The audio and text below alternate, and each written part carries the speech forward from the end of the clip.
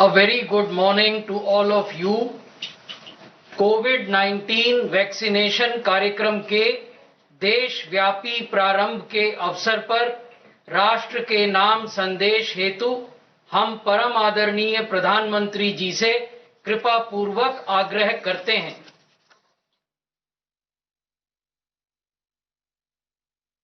मेरे प्यारे देशवासियों, नमस्कार। आज के दिन का पूरे देश को बेसब्री से इंतजार रहा है। कितने महीनों से देश के हर घर में बच्चे, बूढ़े, जवान सभी की जुबान पर यही सवाल था कि कोरोना की वैक्सीन कब आएगी। तो अब कोरोना की वैक्सीन आ गई है, बहुत कम समय में आ गई है। अब से कुछ ही मिनट बाद भारत में दुनिया का सबसे बड़ा टीकाकरण अभियान शुरू होने जा रहा है। मैं सभी देशवासियों को इसके लिए बहुत बहुत बधाई देता हूं। आज वो वैज्ञानिक, वैक्सीन रिसर्च से जुड़े अनेकों लोग विशेष रूप से प्रशंसा के हकदार हैं, जो बीते कई महीनों से कोरोना के खिलाफ वैक्सीन बनाने में जुटे थे, दिन रात जुटे थे। न उन्होंने त्योहार देखा है, न उन्होंने दिन देखा है, न उन्होंने रात देखी है। आमतौर पर एक वैक्सीन बनाने में बरसों लग जाते हैं, लेकिन इतने कम समय में एक नहीं, दो मेड इन इंडिया वैक्सीन तैयार हुई है। इतना ही नहीं, कई और वैक्सीन पर भी काम तेज गति से चल रहा है। ये भारत के सामर्थ्य, भारत की वैज्ञानिक दक्षता, भारत के टैलेंट का जीता जागता सबूत है। ऐसी ही उपलब्धियों के लिए राष्ट्रकवि रामधारी सिंह दिनकर जी ने कहा था, मानव जब जोर लगाता है, पत्थर पानी बन जाता है। भाइयों और बहनों, भारत का टीकाकरण अभियान बहुत ही मानवीय और महत्वपूर्ण सिद्धांतों पर आधारित है। जिसे सबसे ज्यादा जरूरी है, उसे सबसे पहले कोरोना का टीका लगेगा। जिसे कोरोना संक्रमण का रिस्क सबसे ज्यादा है, उसे पहले टीका लगेगा। जो हमारे डॉक्टर्स हैं, नर्सेस हैं, अस्पताल में सफाई कर्मी हैं, मेडिकल, पैरामेडिकल स्टाफ हैं, वो कोरोना की वैक्सीन के सबसे पहले हकदार हैं। चाहे वो सरकारी अस्पताल में हो या फिर प्राइवेट में, सभी को ये वैक्सीन प्राथमिकता पर लगेगी। इसके बाद उन लोगों को टीका लगाया जाएगा जिन पर जरूरी सेवाओं और देश की रक्षा या कानून व्यवस्था की जिम्मेदारी है। जैसे हमारे सुरक्षा बल हो गए, पुलिसकर्मी हो गए, फायर ब्रिगेड के लोग हो गए, सफाई कर्मचारी हो गए, इन सभी को ये वैक्सीन प्राथमिकता पर लगेगी। और मैंने जैसा पहले भी कहा है, इनकी संख्या करीब करीब 3 करोड़ होती है। इन सभी के वैक्सीनेशन का खर्च भारत सरकार द्वारा उठाया जाएगा। साथियों, इस टीकाकरण अभियान की पुख्ता तैयारियों के लिए राज्य सरकारों के सहयोग से देश के कोने कोने में ट्रायल्स किए गए हैं, ड्राई रन्स हुए हैं। विशेष तौर पर बनाए गए कोविन डिजिटल प्लेटफॉर्म में टीकाकरण के लिए रजिस्ट्रेशन से लेकर ट्रैकिंग तक की व्यवस्था है। आपको पहला टीका लगने के बाद दूसरी डोज कब लगेगी, इसकी जानकारी भी आपके फोन पर दी जाएगी। और मैं सभी देशवासियों को ये बात फिर याद दिलाना चाहता हूं कि कोरोना वैक्सीन की 2 डोज लगनी बहुत जरूरी है। एक डोज ले लिया और फिर भूल गए, ऐसा गलती मत करना। और जैसा एक्सपर्ट्स कह रहे हैं, पहली और दूसरी डोज के बीच लगभग 1 महीने का अंतराल भी रखा जाएगा। आपको यह भी याद रखना है कि दूसरी डोज लगाने के 2 हफ्ते बाद ही आपके शरीर में कोरोना के विरुद्ध जरूरी शक्ति विकसित हो पाएगी। इसलिए टीका लगते ही आप असावधानी बरतने लगें, मास्क निकाल कर रख दें, 2 गज की दूरी भूल जाएं, ये सब मत करिएगा। मैं प्रार्थना करता हूं, मत करिएगा। और मैं आपको एक और चीज बहुत आग्रह से कहना चाहता हूं। जिस तरह धैर्य के साथ आपने कोरोना का मुकाबला किया, वैसे ही धैर्य अब वैक्सीनेशन के समय भी दिखाना है। साथियों, इतिहास में इस प्रकार का और इतने बड़े स्तर का टीकाकरण अभियान पहले कभी नहीं चलाया गया है। यह अभियान कितना बड़ा है, इसका अंदाज आप सिर्फ पहले चरण से ही लगा सकते हैं। दुनिया के 100 से भी ज्यादा ऐसे देश हैं जिनकी संख्या 3 करोड़ से कम है, और भारत वैक्सीनेशन के अपने पहले चरण में ही 3 करोड़ लोगों का टीकाकरण कर रहा है। दूसरे चरण में हमें इसको 30 करोड़ की संख्या तक ले जाना है। जो बुजुर्ग हैं, जो गंभीर बीमारी से ग्रस्त हैं, उन्हें वो अगले चरण वाले चरण में टीका लगेगा। आप कल्पना कर सकते हैं, 30 करोड़ की आबादी से ऊपर के दुनिया के सिर्फ 3 ही देश हैं, खुद भारत, चीन और अमेरिका। और कोई भी देश ऐसा नहीं है जिनकी आबादी इनसे ज्यादा हो। इसलिए भारत का टीकाकरण अभियान इतना बड़ा है, और इसलिए ये अभियान भारत के सामर्थ्य को दिखाता है। और मैं देशवासियों को एक और बात कहना चाहता हूं।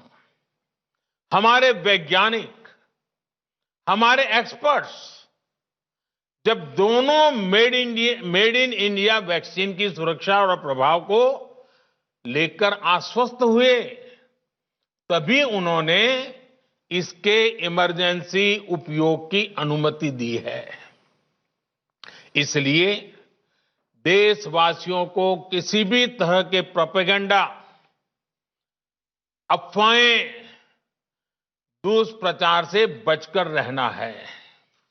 साथियों, भारत के वैक्सीन वैज्ञानिक, हमारा मेडिकल सिस्टम भारत की प्रक्रिया की पूरे विश्व में बहुत विश्वसनीयता है और पहले से है।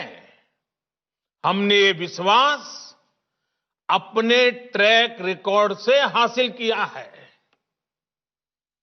मेरे प्यारे देशवासियों, हर हिंदुस्तानी इस बात का गर्व करेगा कि दुनिया भर के करीब 60% बच्चों को जो जीवन रक्षक टीके लगते हैं वो भारत में ही बनते हैं। भारत की सख्त वैज्ञानिक प्रक्रियाओं से ही होकर के गुजरते हैं। भारत के वैज्ञानिकों को और वैक्सीन से जुड़ी हमारी विशेषज्ञता पर दुनिया का ये विश्वास made in India corona vaccine में और मजबूत होने वाला है। इसकी कुछ और खास बातें हैं जो आज मैं देशवासियों को जरूर बताना चाहता हूं। ये भारतीय वैक्सीन विदेशी वैक्सीनों की तुलना में बहुत सस्ती हैं और इनका उपयोग भी उतना ही आसान है। विदेश में तो कुछ वैक्सीन ऐसी हैं जिसकी एक डोज 5,000 रुपया तक में है और जिसे -70 डिग्री तापमान में फ्रीज में रखना होता है। -70 डिग्री। वहीं भारत की वैक्सीन्स ऐसी तकनीक पर बनाई गई हैं जो भारत में बरसों से ट्राइड और टेस्टेड है। ये वैक्सीन स्टोरेज से लेकर ट्रांसपोर्टेशन तक भारतीय स्थितियों और परिस्थितियों के अनुकूल है। यही वैक्सीन अब भारत को कोरोना के खिलाफ लड़ाई में निर्णायक जीत दिलाएगी। साथियों, कोरोना से हमारी लड़ाई आत्मविश्वास और आत्मनिर्भरता की रही है। इस मुश्किल लड़ाई से लड़ने के लिए हम अपने आत्मविश्वास को कमजोर नहीं पड़ने देंगे। ये प्रण हर भारतीय में दिखाई दिया है। संकट कितना ही बड़ा क्यों न हो, देशवासियों ने कभी आत्मविश्वास खोया नहीं। जब भारत में कोरोना पहुंचा तब देश में कोरोना टेस्टिंग की एक ही लैब थी। हमने अपने सामर्थ्य पर विश्वास रखा और आज 2300 से ज्यादा लैब्स का नेटवर्क हमारे पास है। शुरुआत में हम mask, PPE kit, testing kits, ventilators जैसे जरूरी सामान के लिए भी विदेशों पर निर्भर थे। आज इन सभी सामानों के निर्माण में हम आत्मनिर्भर हो गए हैं और इनका निर्यात भी कर रहे हैं।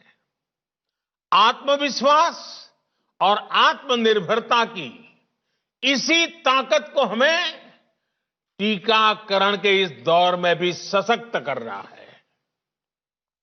साथियों, महान तेलुगु कवि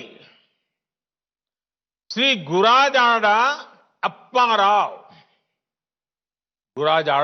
राव ने कहा था, सौंत लाभम कौंत मानुको सौंत लाभ कौंत मानुको पौरु गुवाडिकी तोड़ू पाडबोय देश मंटे मट्टी कादोई देश मंटे मनुष्य लोय। यानी हम दूसरों के काम आए, ये निस्वार्थ भाव हमारे भीतर रहना चाहिए। राष्ट्र सिर्फ मिट्टी, पानी, कंकड़, पत्थर से नहीं बनता, बल्कि राष्ट्र का अर्थ होता है हमारे लोग। कोरोना के विरुद्ध लड़ाई को संपूर्ण देश ने इसी भावना के साथ लड़ा है। आज जब हम बीते साल को देखते हैं तो एक व्यक्ति के रूप में, एक परिवार के रूप में, एक राष्ट्र के रूप में हमने बहुत कुछ सीखा है, बहुत कुछ देखा है, जाना है, समझा है। आज भारत जब अपना टीकाकरण अभियान शुरू कर रहा है तो मैं उन दिनों को भी याद कर रहा हूं। कोरोना संकट का वो दौर जब हर कोई चाहता था कि कुछ करें, लेकिन उसको उतने रास्ते नहीं सूझते थे।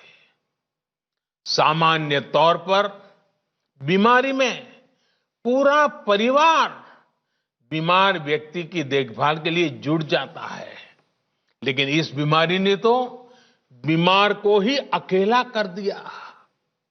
अनेकों जगह पर छोटे छोटे बीमार बच्चों को मां से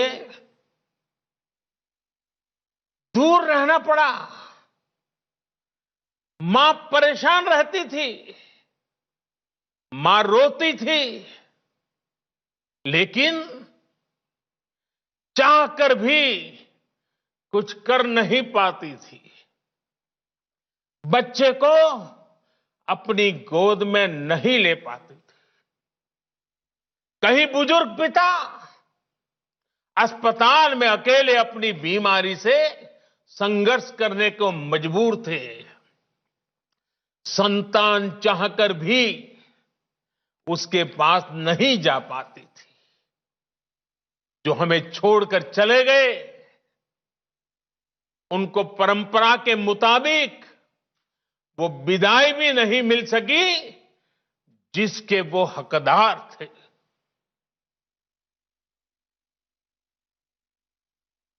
जितना हम उस समय के बारे में सोचते हैं, मन सिहर जाता है, उदास हो जाता है। लेकिन साथियों, संकट के उसी समय में, निराशा के उसी वातावरण में कोई आशा का भी संचार कर रहा था। हमें बचाने के लिए अपने प्राणों को संकट में डाल रहा था। हमारे doctor, nurse, paramedical staff, ambulance driver, ASHA worker, सफाई कर्मचारी, पुलिस के साथी और दूसरे फ्रंटलाइन वर्कर्स, उन्होंने मानवता के प्रति अपने दायित्व को प्राथमिकता दी। इनमें से अधिकांश तब अपने बच्चों, अपने परिवार से दूर रहे, कई कई दिन तक घर नहीं गए।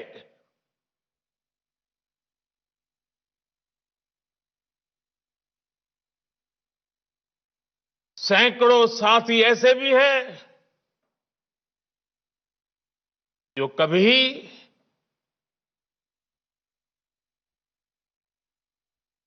घर वापस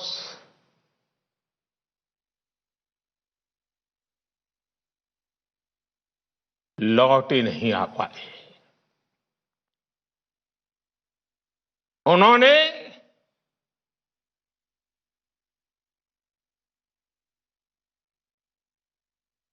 एक एक जीवन को बचाने के लिए अपना जीवन आहुत कर दिया। इसलिए आज कोरोना का पहला टीका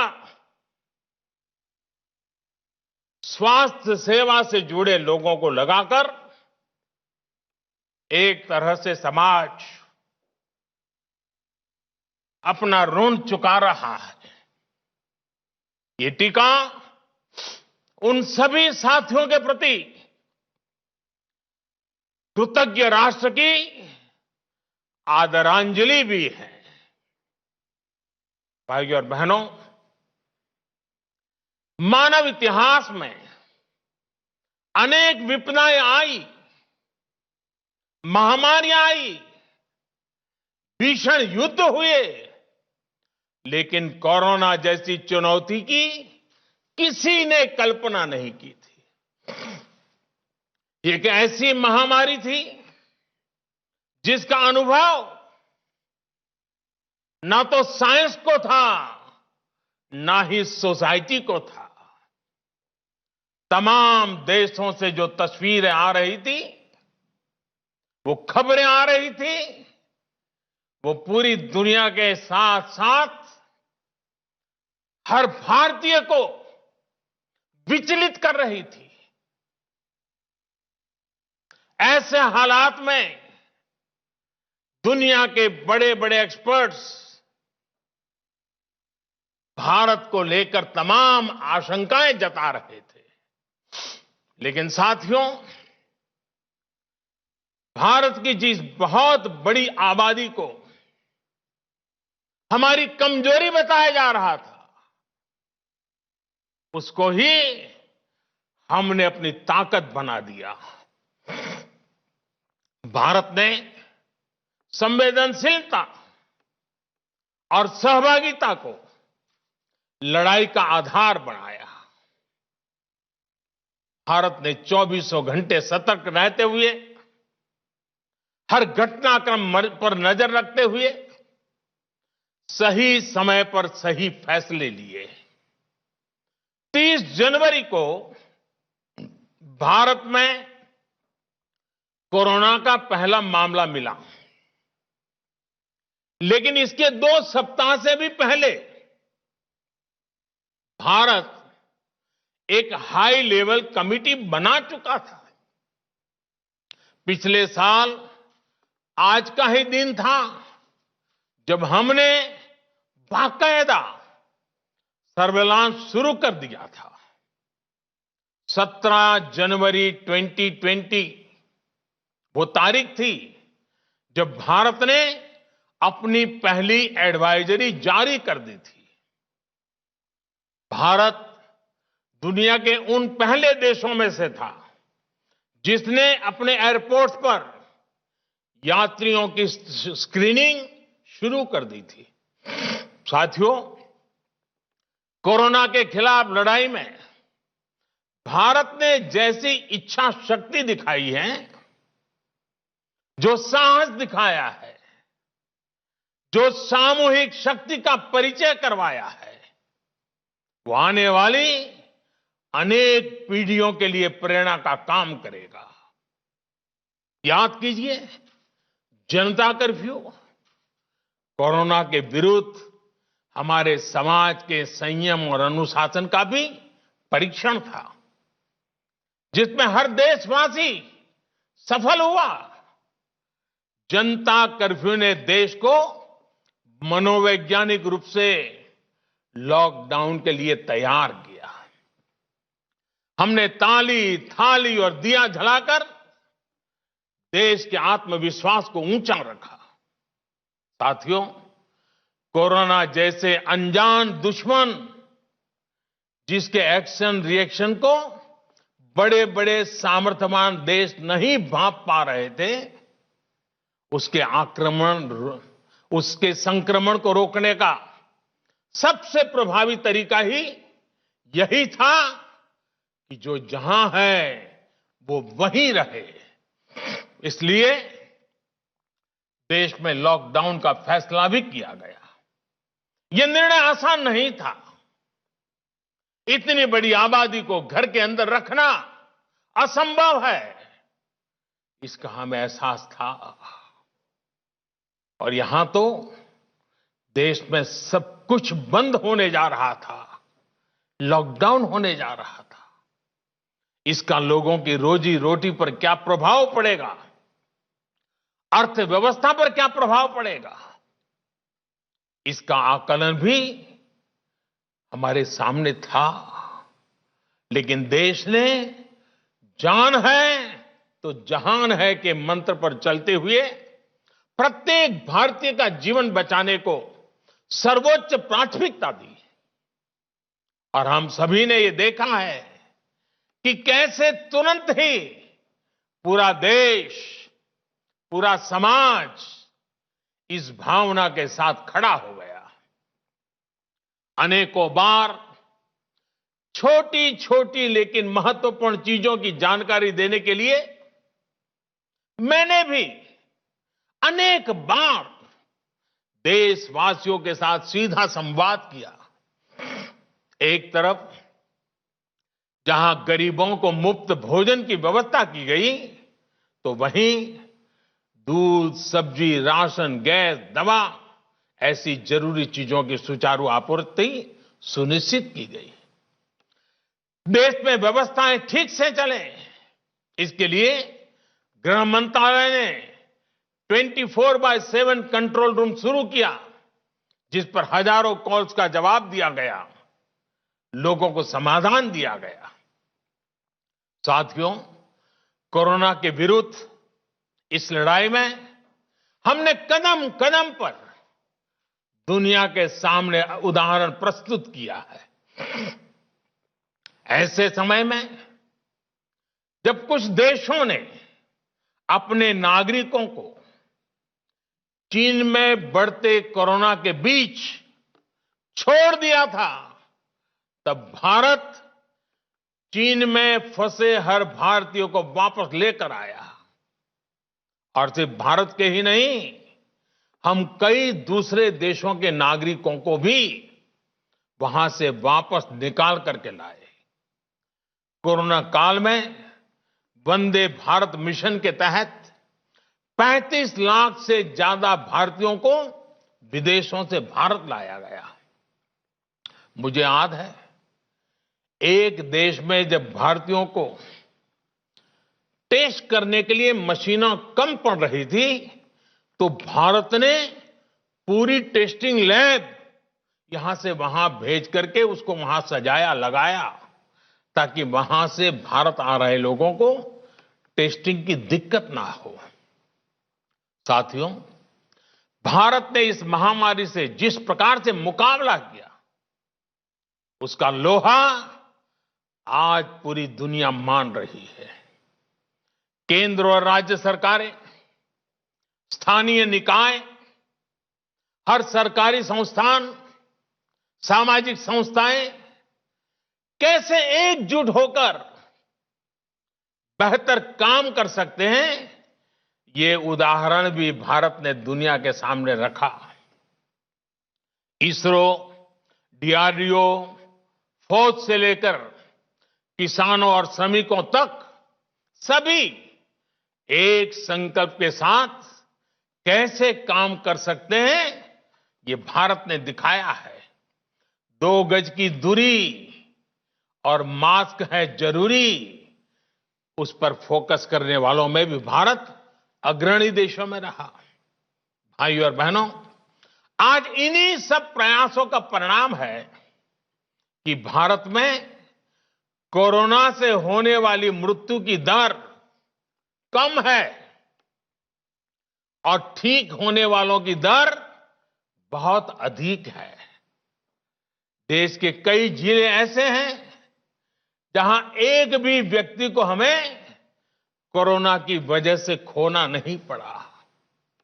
इन जिलों में हर व्यक्ति कोरोना से ठीक होने के बाद अपने घर पहुंचा है। बहुत से जिले ऐसे भी हैं जहां बीते 2 सप्ताह से कोरोना संक्रमण का एक भी केस नहीं आया है। जहां तक कि लॉकडाउन के से प्रभावित अर्थव्यवस्था की रिकवरी में भी भारत दुनिया में आगे निकल रहा है। भारत उन गिने चुने देशों में है जिसने मुश्किल के बावजूद दुनिया के 150 से ज्यादा देशों में जरूरी दवाएं और जरूरी मेडिकल सहायता पहुंचाई। पैरासीटामोल हो, हाइड्रोक्सी क्लोरोक्विन हो, टेस्टिंग से जुड़ा सामान हो, भारत ने दूसरे देश के लोगों को भी बचाने की हर संभव कोशिश की। आज जब हम अपनी वैक्सीन बना ली है, तब भी भारत की तरफ दुनिया आशा और उम्मीद की नजरों से देख रही है। हमारा टीकाकरण अभियान जैसे जैसे आगे बढ़ेगा, दुनिया के अनेक देशों को हमारे अनुभव का लाभ मिलेगा। भारत की वैक्सीन, हमारी उत्पादन क्षमता पूरी मानवता के हित में काम आए, ये हमारी प्रतिबद्धता है। भाइयों और बहनों, ये टीकाकरण अभियान अभी लंबा चलेगा। हमें जन जन के जीवन को बचाने में योगदान देने का मौका मिला है और इसलिए इस अभियान से जुड़ी प्रक्रिया को, उस प्रक्रिया का हिस्सा बनने के लिए भी देश में वॉलेंटियर आगे आ रहे हैं।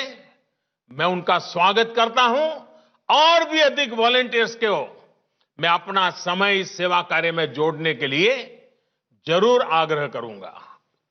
हां, जैसा मैंने पहले कहा, मास्क, 2 गज की दूरी और साफ सफाई ये टीके के दौरान भी और बाद में भी जरूरी रहेंगे।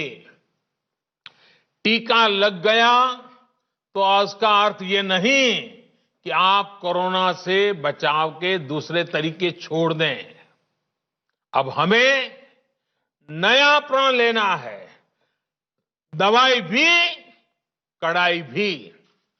दवाई भी, कड़ाई भी।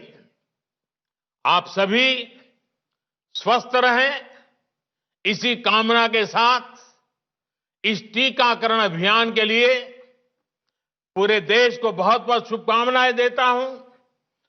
देश के वैज्ञानिकों का, रिसर्चर्स का, लैब में जुड़े हुए सब लोगों का, जिन्होंने पूरे साल एक ऋषि की तरह अपने लैब में जीवन खपा दिया और ये वैक्सीन देश और मानवता को दी है, मैं उनको भी विशेष रूप से अभिनंदन करता हूं, उनका आभार व्यक्त करता हूं।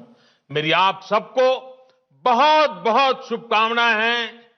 आप जल्द इसका लाभ उठाएं, आप भी स्वस्थ रहें, आपका परिवार भी स्वस्थ रहें, पूरी मानव जात इस संकट की घड़ी से बाहर निकले और स्वस्थता हम सबको प्राप्त हो। इसी एक कामना के साथ आप सबका बहुत बहुत धन्यवाद।